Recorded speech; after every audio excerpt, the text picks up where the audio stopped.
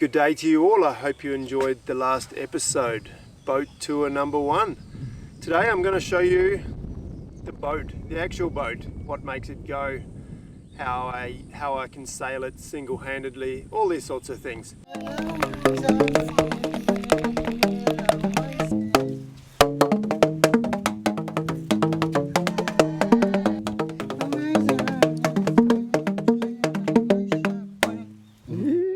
So as with the last video, I'm going to start up on the bow and work my way towards the aft part of the boat. So when I bought the boat, the bow roller was made out of real lightweight material. So I rebuilt the whole thing out of 10mm, 12mm stainless steel, just because I knew when you're pulling up the anchor, especially by myself, and the anchor's out there and the wind's blowing me this way, that the old one would have just bent away. So I built a whole new one just before I left. I have a Manson Supreme anchor. I'm not sure of the weight, but it's definitely holds the boat. I think I have 60 meters of 8mm chain and about 100 meters of nylon rode to go with that. And I keep some fenders and snubber and the rods all down the bottom. This here is the watertight bulkhead. I think it is part of the racing regulations that offshore boats need to have watertight bulkheads. So this boat has a bulkhead up the front here. So, you know, if I would hit a container or something hard, no water's actually going to ingress into the boat itself. And there's also one in the aft section. I'll show you that later. And this is for the anchor winch. And yeah, up here I've got a Furlex furler for the jib. The jib is fractional rigged. I had it re-stitched and put new sun shading on it before I left. Also just had the whole thing checked out and any loose threads re-stitched. It's 100% sail and it only goes as far as the mast, so there's no overlap on this sail on the jib. Here are 2 spinnaker poles, a very long and heavy one and a lighter, I guess you would call it a whisker pole. One thing I didn't mention in the last episode was the fact that I don't have any leaks on this boat, and I know a lot of you old salts out there won't believe that, because there's a saying that there is never a boat that doesn't leak. But I honestly have had no leaks since I've been on the boat. It could be that if I was in the Southern Ocean and it was very heavy water that something would leak, but until now and in the storms that I've been in so far, there has been 0 leaks, and I put that down to this boat being very, very stiff. My last boat I know leaked a lot because in any sort of waves the boat flexed, the whole hull flexed, and when you have flex over time, things just start opening up, you know, like around hatches and where stanchion poles go through the deck and things like that. When there's flex, there's movement, and then over time the thicker flex or the sealant that was used, it goes hard and that'll crack and then water will come in. There's the main hatch into the V-berth. Here we have the forward section of the jackline where it attaches to the deck, and it goes all the way down to the back of the boat. This is what I clip onto whenever I have to come on deck. When I'm at sea, my dinghy sits right here, comes right back to the mast, and it comes up to the front of the hatch. So I can actually still open my hatch when the dinghy's loaded, which is very important because that is, as I said, that is my cooling, my air conditioning. If I would have a bigger dinghy, that it would just cover that hatch, and that's such an important part of sleeping and anchorages for me. My dinghy is 2.6 meters long. It's aluminium hulled. It's very light, and I have a 9.8 horsepower, which for me and one other person is fine. We can rip around, but when there's 3 people on board, I just have to go slower with it. But anyway, so it ties down here very securely on 3 points. I've never had any problem. And it's upside down, so any waves that come over the front don't go in the dinghy. It's very safe here. To the mast now. As you saw in the last video, the mast goes down through the bathroom to the keel. This is its point of entry. A nice big aluminium base plate for it here. And as you can see, all of the controls for the sails and the mast go straight back to the cockpit. So reefing lines, topping lifts, spinnaker halyards, main halyards, jib halyards, they all come back down through the mast back to the cockpit. The Vang has a good angle and a lot of power to So keeping the boom down and the mainsail shaped well going downwind. Taking a look from the bottom of the mast up to the top, you see that the spreaders are very backwards swept and very wide. The strength of this rig is quite impressive. The shrouds come down to the very outside of the hull, as you can see here. So this gives the rigging extra width. If you look at a lot of boats, the shrouds actually angle in towards the center after leaving the spreaders, and for me that's just engineering wise is just wrong. You're just robbing the rig of strength. The wider you can have the shrouds out based on the boat, the stronger it's going to be. I mean, that's why you see a catamaran doesn't need many shrouds, because it's got such width. You're making a big triangle from the top of the mast down. Also, having the shrouds coming and the chain plates on the outside of the boat, there's also no chance of leakage there. A lot of boats will have the chain plates going through the deck and attached to a bulkhead inside the cabin somewhere. And this is the number one place for leaks, because they are always moving. When you're sailing on the port tack or starboard tack, some of them are loose, some of them are tight, depending on how strong the wind is. There's always pressure changes, and that's just opening up holes in your deck. All halyards on this boat are Spectra or Dyneema, I'm not sure, but very strong non-stretch rope.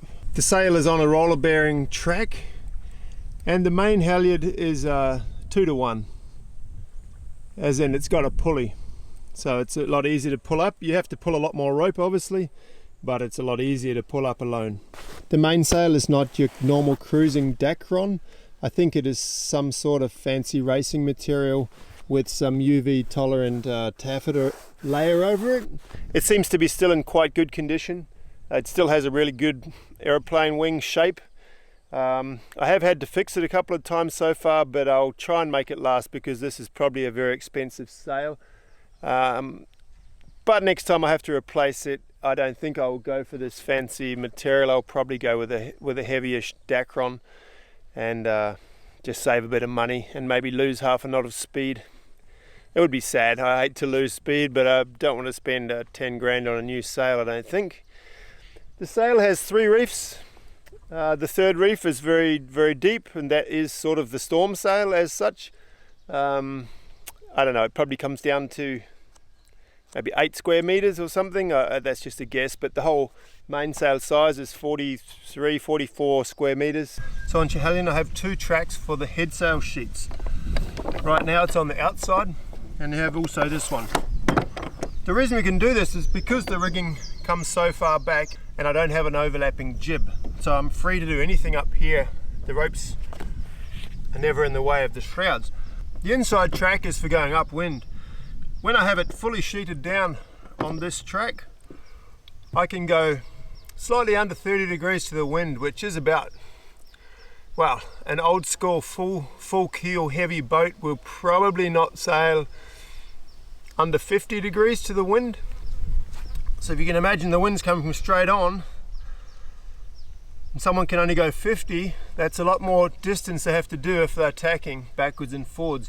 So it's a huge difference. And then going downwind, I use the outside track. It just means you have got that extra width so that the sail is out here already. It still sails to windward pretty good on this outside track, and if I'm only doing, if I don't care too much about how fast I'm going, or if I don't have to go exactly on 30 degrees, I'll just leave it on here. But if it's a long upwind and I'm really trying to be as efficient as I can, I'll run it through this track for sure. It makes about a difference of about 10 degrees and probably a knot. Look how nice and wide and free these walkways are up to the front. I mean, I know this boat now. I know what to watch out for with my feet and things like that, but there is really nothing to trip over. The walkways are wide and smooth, and there's no shrouds going down through the middle of them, and I really like that.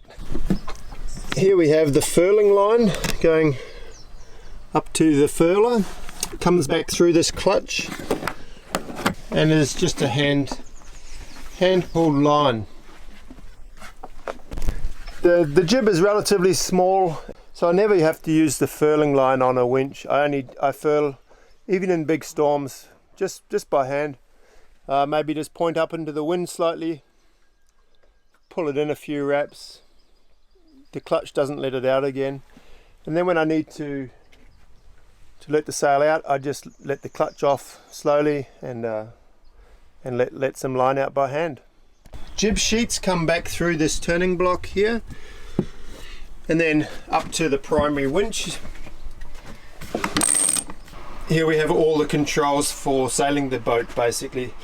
As I've said before, I don't really have to ever leave the cockpit. I normally only leave the cockpit when I leave the anchorage. I'll go forward and put the halyard onto the main sail, and that is about the only time I leave the cockpit. Everything else is controlled from here. This is my driving position. I can control the whole boat from here. Autopilot steering, reefing, dropping sails, tacking, jibing. If I want to raise the spinnaker, I have to go forward. I have to pull the sock up, but that's about the only reason. I only have 4 winches on this boat, 2 on each side. All of them in the cockpit. There's no winches on the mast. All of these winches are identical. They're Anderson 40 STs, and this is also a real good feature because it allows me to carry less spares. I just carry 2 spare kits and between 4 winches. That's a real good feature because a lot of boats will have 6 winches in the cockpit, 2 or 3 on the mast, all different sizes, some of them self-tailing, some of them not. It's a bit of a nightmare trying to show new people how to use everything, what everything does, whereas this is just a very, very simple layout. So let me show you what these controls all do. Here we have clutches for some of the systems. What have we got here? Topping lift, a spare jib halyard, a main halyard, a second reef, the outhaul for the main, and over this side we have another topping lift, third reef, first reef, jib halyard, and spinnaker halyard. And they all come, each one I just use the winch depending on which thing I need to use. Here I have a little Raymarine GPS plotter. I installed this one myself. It is a completely standalone unit. It just has a power cable, has its own GPS module inside. It's not connected to anything else on the boat. I actually do this on purpose.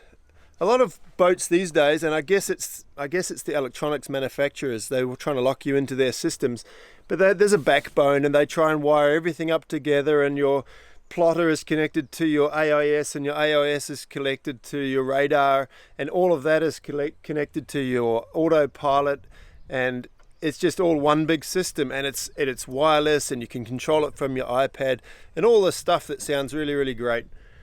To me, it sounds really, really complicated, and it sounds a lot like if you have a problem with one thing, you're probably going to have a problem with all of your things. And to be honest, I don't need a wireless app on my iPad that I can control this stuff from. It's right here. The other thing is, if you get hit by lightning and you have all this big one system, it's just all gone. It's just all dead. It's fried. This one is one plug in the back. If there's lightning around, I unplug it. It's isolated. It is easy to undo and put in the oven if I need to. The oven, of course, is like it's a steel box basically, where it's the most safe place to put electronic things when there's electric lightning storms around. So my Autopilot is standalone. It does not connect it to anything else. My AIS just goes on my main plotter downstairs. I don't have a radar. This plotter is completely separate, and none of it's wireless, and none of it can connect to anything else. Maybe old school, but I think if I have a problem with one thing, I have backups for everything, and it won't migrate to other parts of the system. This is the tiller. I'm very happy to have a tiller in this boat and not a wheel. Obviously most people will prefer a wheel, but I think it just makes them feel like they're in a big boat and not a laser or some Optimist or something. But I really like the fact that when it's up, I have nothing else in the cockpit. Cool little thing. I got a knife and some pliers on there, and I use them in the cockpit a lot. So when I'm going into the wind and heeling quite a bit, you actually sit with your butt over the edge here, and it's very comfortable because you don't fall down into the cockpit, and you just steer with this. It's like a big laser basically. This boat is also very easy to balance the sails on, and And this is really, you can really just steer this with one finger. It just sails along by itself. Has a really big rudder, a big blade rudder, and it steers so smoothly. It's so good. The Dodger is very well built. It's quite small. It doesn't offer a lot of protection. There's one thing that I wish I had a little bit more protection in the cockpit. But yeah, it's a compromise for racing, I think. Has a window here in the middle that can open up. Two 160 watt solar panels that I've put on there myself. HF radio aerial. Here we have speed through the water, boat speed. I offset this. Up here we have speed over ground, which is a GPS speed. Speed over the ground is sort of what I'm interested in. That's how fast we're going across the face of the earth, basically. But the other one, speed through the water, is the speed the boat's actually going compared to the water around it. So by comparing those two different speeds, I can tell how much current there is. If they're both showing the same speed, I know that there's no current, and that's what we're actually doing. If there's a 2 knot difference between them, I know that I've either got 2 knots of current with me or 2 knots of currents against me. Second, down here we've got water depth right under the boat. Over here we've got the wind speed and direction. Up here is the autopilot. Up here, this is for the Vang. And yeah, all the ropes, all the lines and sheets are all put away in these nice bags along the sides here. So the cockpit's very tidy because of that. And if I sort of zoom back out, you can see that the cockpit is very empty. So very tidy and easy cockpit. And this is my view when I'm sailing. Also a very good view of the sails, so I can keep the sails tuned really well. The only thing is, as I said, there's a little bit lacking in protection. For example, if there's a lot of wind and rain, I'm under cover here, and this is where I sit, and it's nice having this rope bag as a backrest. One of the alterations I did to the boat when I first got it, and I'm quite proud of it, or I'm really happy I did it anyway. It was a main sheet traveller that went straight across here. You can see some marks. I haven't really painted them very well. Because I like to sleep in the cockpit when it's nice weather and I'm travelling offshore, there was no flat place in the cockpit to be able to sleep. The traveller had stood up a couple of inches. I could imagine just banging it straight on my shins every time at night or whatever when I wasn't taking care. I just didn't like the idea of having that traveller in the cockpit. And so I just came up with basically the triangle sheeting system here.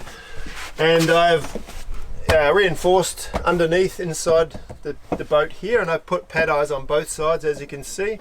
And so how it works is I just let one loose and I pull the other one off, and the boom goes across. Same for the other side. The boom crosses over, and it's the same like a traveller, but it means that there's a triangle and I can actually pull the boom down on all points of sail nearly. So I have really good sail shape control through that. It also means if I'm tacking going upwind, I can just leave the boom pretty much centered, tack, deal with the jib, and then just retune this. But the boom's not flying over to one side and bashing over to the other side. So that's really good. And when I'm going downwind, all I do is unhook that and bring it out here, hook it to this pad eye, and then I also have a preventer. So it's a very good system that I sort of lucked into in a way. I did it with this purpose in mind, but I didn't realize it would work out this good. And so far I have no regrets and nothing bad to say about this system. There is a hatch, and this has the life raft and a hose, but it has a 6-man life raft. It is attached to this point here, and all I have to do in the sad, horrible event that I would want to use this thing is lift it out and slide it off the back of the boat. They're quite heavy, it's surprisingly heavy, and the amount of people I see who have them downstairs somewhere baffles me, that they think that they'd be able to ever get it out from downstairs in a time of panic and there's so many things probably going to be happening in that moment when you decide to abandon ship, that hauling a 50 or 60 kilo drum from downstairs, and you know the boat's probably going to be going up and down in a 6-meter waves, and you got water sloshing around, and you think you're going to get that from down there out the back of the boat. I highly doubt that. I think a lot of people carry a life raft to offset the fear factor, to think, oh well, we've got that as a last resort, but actually thinking about how to use it, I don't think a lot of people go that far. There's also a crash box, crash bulkhead in the aft part of the boat. It basically goes through here, right in front of the rudder post. So if the rudder would get ripped off completely, water is still not going to come into the boat, and this is a real big feature. It also means that these hatches here at the back are not part of the main cabin, so I can keep my fuel, my spare fuel. I got diesel, petrol. I've got 150 litres of jerry cans down on these sides. One thing you might have noticed on my deck, I don't have it cluttered up, and most cruising boats will have 5 or 6 jerry cans tied to the rails, and they'll have all sorts of junk just tied around all over the boat, which A, those things being in the sun is not great, B, it's easy for people to come and steal your fuel, and C, and most importantly, when you're at sea and you've got something happened, you've broken a rope or a shackle's come undone in a storm, and you have to go up front, and you're tripping over all this crap, and you've got to tie it down with all these different ropes, and you're tripping over that, and in a big storm they're probably going to come loose, depending on, you know, you didn't remember to tie them up properly, and so it's just a bad idea to have stuff on deck. Down on this side I have some more jerry cans, some diving equipment, things like that, some tarpaulins, and also the Autopilot. It goes here straight onto the steering quadrant. This system is a Raymarine Linear Drive 1, it's called. It's the same one I had on my last boat. My last boat was more than double the weight of this, with a full keel and a big heavy rudder. So this Autopilot handles Schiehallion with probably half the effort on my last boat. Because of that, this Autopilot will probably last twice as long as well. But I have spares for it.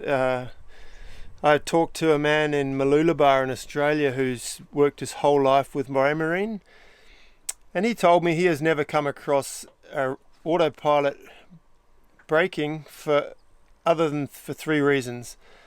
It was the electric motor in the drive unit, it was the fluxgate compass, and what was the third? I can't remember the third one. But anyway, I have bought brand new spares of all of those 3 things. So that was a good piece of advice for him, so I feel pretty secure. The Autopilot for me is my crew member. I couldn't do this without it, basically. It allows me to go to sleep. This unit has just never failed me. I just push on as soon as I get out of the anchorage, basically, and it steers me everywhere. Steers perfectly, so there's no reason not to love it. It's my crew member that I never have to feed or talk to. These hatch on the side, this is also part of the bulkhead is here, so these are also not a part of the main cabin. Here I have spare ropes. The GPS head for the chart plotter downstairs is mounted in here, and then I have grease gun, fishing gear, things like that, and all the ropes.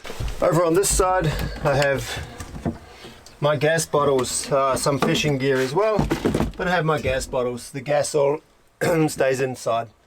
So these what I've got, 1, 2, 3, 4, 5 gas bottles. The small ones are only 2 kilos and the bigger one is 4 kilos. So all together with these 5 gas bottles I have 12 kilos of gas, and this lasts me a whole season. So I only have to fill up once per year. So across the back of the boat here I have these safety lines, strong stainless steel lines, and it stops me falling out the back basically. It's a very open cockpit, any water that comes in goes straight out the back, but it means you have to be careful not to fall out. Urinating off a boat is, I think, statistically the highest chance of falling overboard and dying. Most people have to climb out of their cockpit and go and hang on to a safety line that only comes up to their knee, and the boat's going up and down. Here, when I'm standing up, it comes up over my waist, and I've got the backstay and I've got handles everywhere. So it's a very safe place to urinate off the back of the boat, which is, hey, you've got to do it a few times every day. Here is where my outboard motor goes on. This one down here hooks onto the back. Back here we have a hydro vane unit, wind vane. But yeah, I installed this hydro vane before leaving Australia last year as a backup autopilot, but for me more so to have a spare rudder. A hydro vane unit is quite unique in it uses its own rudder. Most wind vanes have control lines coming to the tiller or wheel. Hydro vane just steers itself with its own rudder. So for me, having a spare rudder in case mine would fall off or break, it's a bigger safety factor. So in the case that my at anchor or something, at anchor I would swing on to coral and break my rudder, or it just broke or fell off, or something in the water hit it, a whale or something. Because it's a 2-meter blade that goes down to the water with no skeg protection, nothing like that. So if it did get snapped off, and it is one thing I do think about, it's a very unprotected part of the boat, really. So having the hydro vane rudder as a backup gives me a good peace of mind. I haven't had to use it yet, and I don't use it as a wind vane, even though it works fine as a wind vane. I prefer to use my Raymarine electronic autopilot. Each water tank, port and starboard, has its own filler hole, and this is also how I collect water from when it's raining. So basically what happens whenever it starts raining, if I see that it's a decent squall, or it's going to be prolonged rainfall, I'll come out with a broom and I'll clean the whole decks once it starts raining, and I'll get a shower at the same time. I'll clean all the salt off the decks, off everything, and then I'll put my little dam walls up, and then the entire deck of the boat is basically a water catchment area. And I've been amazed on the amount of water I can catch in a short time. I've filled up my tanks, probably 300-400 litres in 30-40 minutes of, here when you get a downpour, it's a proper downpour, it's basically solid water. But I've filled up my tanks, there's just been water pouring into these holes, filled up my tanks in the span of 30-40 minutes. And that's another 6 weeks of sailing for me without having to go and fill up with water, so it's pretty amazing. The backstay on Schiehallion is Spectra or Dyneema, and it is non-structural, as in the rig doesn't need the backstay for strength. The backstay on Schiehallion is just for shaping the mast. So by tensioning or loosening the backstay, I can shape the curve of the mast and also the tension of the forestay. I noticed that the cockpit is pretty rough looking. It is very much a working environment for me. I just drag fish straight into here. I work on the outboard. This is my workshop. So the paint has taken a hiding in here. It doesn't bother me too much. I don't care. My boat's not a show item. It's not a spick and span environment that a lot of people spend all their time doing that, keeping their boat perfect. I go sailing. I use my boat. And my view on it is every 3-4 years, when I'm in a good location, like next year in Langkawi, it'll be a time when I lift the boat out of the water for a month or two and repaint the cockpit, for example, and then I'll refit things and make everything look really nice again. But in between these periods of refitting, I just use the boat. I don't really get upset when I scratch something or when I drop a tool and it chips some paint. It doesn't bother me too much, to be honest. I'm by myself most of the time, and B, life's too short to worry about little things like that. Like if I'm scratching the boat because I'm pulling fish, and it means I've just caught some awesome fish and I'm going to eat good food, and I'm happy about that. I'm not worried about the blood getting everywhere and things like that. As you can see from the footage here and the pictures, Schiehallion has a very streamlined underwater profile. There's not much of her in the water compared to my last boat, who has a full size, full keel. There's probably 30% less actual wetted area on Schiehallion than there was on that boat. So obviously that makes a big difference in speed. She's got quite a flat bottom, quite wide at the back, fin keel with a torpedo bulb on the bottom, a big blade rudder 2 meters long. Schiehallion draws exactly 2 meters of water, which allows me to get into most anchorages. And the advantages of having a slightly deeper keel, and especially the big bulb on the bottom, it allows me to carry much more sail and carry the sail for longer before I have to reef, just because of the pendulum, the weight on the bottom. So you know, you're not heeling as much or as fast. The more a boat heels, the less efficient it becomes. The less higher you'll be able to point, because the sail is like an aircraft wing. The wind doesn't push you along, it actually pulls you along most of the time. It's aerodynamic. So the fin under the water does the same thing. It actually creates lift. That's why often when you finally reef and you actually start going slightly faster, or at least as fast, but you're not heeling as much, it's because the boat's more efficient. So having a big bulb on the bottom of the fin obviously helps. It's 2.5 ton. It obviously helps keep the boat more upright. In very stormy conditions, I might want to hook my harness onto either of these two anchor points, just in case there was huge waves coming over the boat, I wouldn't get thrown out. This tends to be my spot of choice for when I'm sailing in good weather.